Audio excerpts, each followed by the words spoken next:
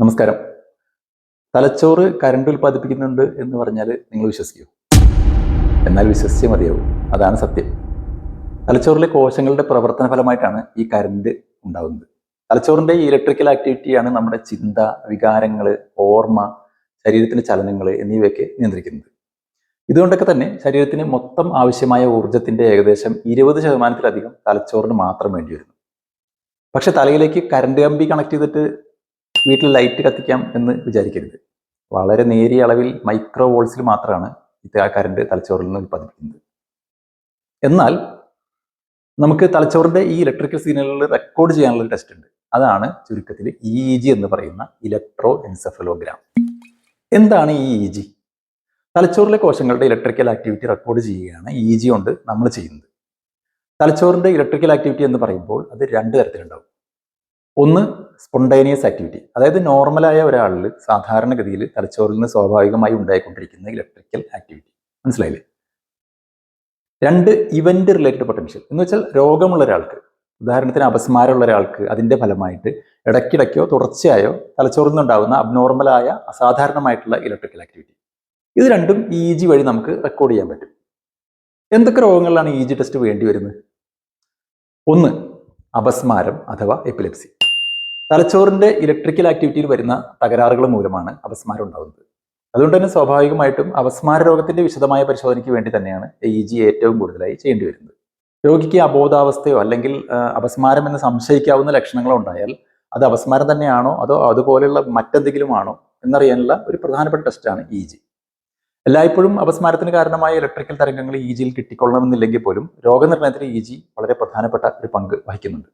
അപസ്മാരം ഉണ്ടെങ്കിൽ തലച്ചോറിന്റെ ഏത് ഭാഗത്തു നിന്നാണ് ഉണ്ടാവുന്നത്, അത് ഏത് തരത്തിലുള്ള അപസ്മാരമാണ്, അതുപോലെ ചികിത്സയ്ക്ക് ശേഷം അപസ്മാരത്തിൽ മാറ്റം വന്നിട്ടുണ്ടോ, അപസ്മാരത്തിന്റെ മരുന്നുകൾ ഇനി എത്രത്തോളം തുടരേണ്ടി വരും, അതിൽ വല്ല മാറ്റങ്ങളും വരുത്തേണ്ടതുണ്ടോ എന്നിങ്ങനെയുള്ള കാര്യങ്ങളിലൊക്കെ തീരുമാനമെടുക്കാനും EEG ന്യൂറോളജിസ്റ്റിനെ സഹായിക്കും. രണ്ട് സ്ലീപ്പ് റിലേറ്റഡ് ഡിസോർഡേഴ്സ്.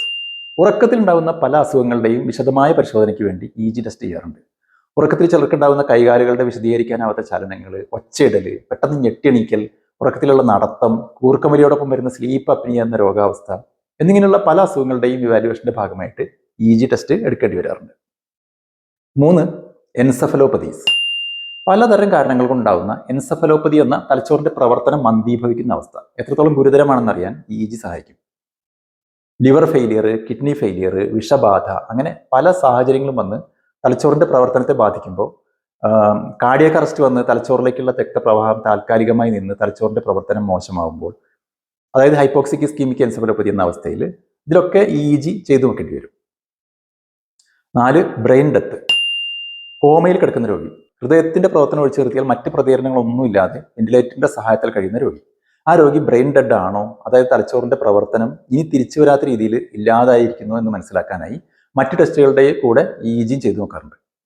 അതിനനുസരിച്ച് രോഗിയുടെ ഭാവിയിലോട്ടുള്ള കാര്യങ്ങൾ പ്ലാൻ ചെയ്യാൻ കഴിയും. വെന്റിലേറ്റർ സപ്പോർട്ട് ഇനി തുടരണോ, ഓർഗൻ ഡൊണേഷൻ അഥവാ അവയവദാനം ചെയ്യാൻ ഉദ്ദേശിച്ചിട്ടുണ്ടെങ്കിൽ അതിന്റെ കാര്യങ്ങളുമായി മുന്നോട്ട് പോകണോ എന്നിങ്ങനെയുള്ള പല കാര്യങ്ങളിലും അതിനനുസരിച്ചിട്ട് തീരുമാനമെടുക്കാൻ പറ്റും. 5 നുണ പരിശോധന, ലൈ ഡിറ്റക്ടർ ടെസ്റ്റ്. പ്രതികളുടെ നുണ പരിശോധനയ്ക്കായി പോലീസ് ഉപയോഗിക്കുന്നത് പോളിഗ്രാഫ് ടെസ്റ്റ് എന്ന് പറയുന്ന ടെസ്റ്റാണ്. എന്നാൽ പുതിയ പഠനങ്ങൾ പറയുന്നു EEG പോളിഗ്രാഫ് ടെസ്റ്റിനേക്കാളും ഇക്കാര്യത്തിൽ കൂടുതൽ സെൻസിറ്റീവ് ആണെന്ന്. ഭാവിയിൽ നുണ പരിശോധനയ്ക്ക് ഒരുപക്ഷെ EEG ടെസ്റ്റ് കൂടുതലായി ഉപയോഗപ്പെടുത്താൻ കഴിഞ്ഞു. ഇനി എങ്ങനെയാണ് EEG ചെയ്യുന്നത്? സ്കാൽപ്പിൽ, അതായത് തലയിൽ തൊലിപ്പുറമെ ഏതാനും സ്റ്റിക്കർ ഇലക്ട്രോഡുകൾ ജെല്ല് ഉപയോഗിച്ച് ഒട്ടിച്ച് വെച്ചിട്ടാണ് EEG ടെസ്റ്റ് ചെയ്യുന്നത്. 20ഓളം ചെറിയ ഇലക്ട്രോഡുകളാണ് ഇതിനുവേണ്ടി ഉപയോഗിക്കുക. ഇതിൽ വേദനിപ്പിക്കുന്നതായിട്ടൊന്നും ചെയ്യേണ്ടി വരുന്നില്ല, അതായത് സൂചി കുത്തൽ, ഇഞ്ചക്ഷൻ അങ്ങനെയുള്ള പരിപാടികളൊന്നും ഇല്ലെന്നർത്ഥം. മിനിമം ഒരു അരമണിക്കൂർ നേരത്തേക്കെങ്കിലും EEG ചെയ്തു നോക്കേണ്ടി വരും. പല രോഗികളിലും ചിലപ്പോൾ ഇതിനേക്കാൾ കൂടുതൽ നേരം നോക്കേണ്ടതായി വന്നേക്കാം. EEG എന്തെങ്കിലും സൈഡ് എഫക്റ്റ് ഉണ്ടോ? EEG ടെസ്റ്റിന് പ്രത്യേകിച്ച് ഒരു സൈഡ് എഫക്റ്റും ഇല്ല.